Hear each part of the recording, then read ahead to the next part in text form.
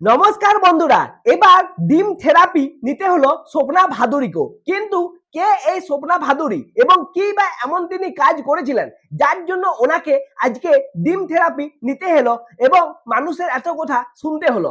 দেখুন, এই স্বপ্না ভাদুরী একটা সময় আমাদের মুখ্যমন্ত্রী শুভেন্দু অধিকারী সম্পর্কে খুব খারাপ ভাষায় কথা বলেছিলেন। তার মধ্যে একটি কথা যেটা আপনাদের মনে থাকবে, বিছুটি পাতা, সেটা কিন্তু খুব ভাইরাল হয়েছিল।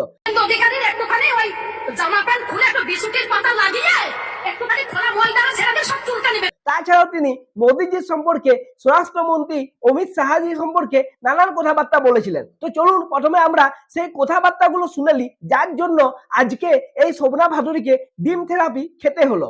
স্বপ্না ভাদুরী আজকের ভিডিওটি দুই চাচাকে নিয়ে করেছি, মোদী চাচা আর অমিত চাচা, যাদেরকে নাম আমি দিয়েছি যদু আর মধু। এই শুভেন্দু অধিকারী অলি গলিতে ঝাঁটার বাড়ি খাবে 2026-এর পরে, ইলেকশন রিলিজ হওয়ার পরে। তো আপনারা দেখলেন তো, এই হলো সেই কর্ম।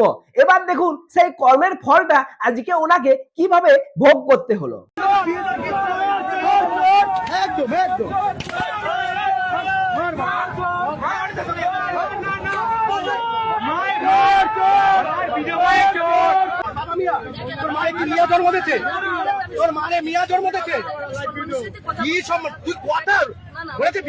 বহুত কথা বলছিলিস, কোথাও লাগেনি, নাটক করিস নে, ওইসব লাগেনি। চল নরেন্দ্র মোদী ব্যানার লাগিয়ে